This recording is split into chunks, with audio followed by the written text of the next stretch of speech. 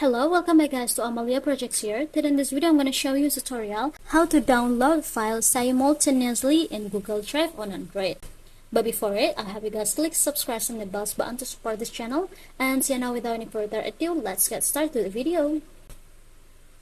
Well guys, here of course I'm gonna open my Google Drive, and also I have to make sure that my phone is already connected to the internet.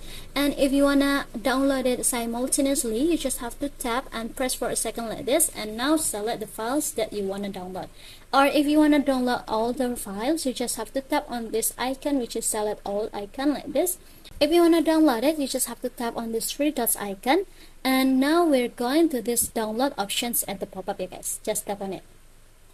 And as you can see, there are informations for the download. You can see at the notifications page like this.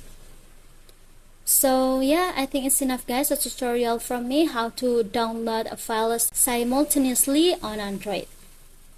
Thank you for watching this video. Don't forget to leave your like and comments below, and I'll see you soon on the next one. Goodbye.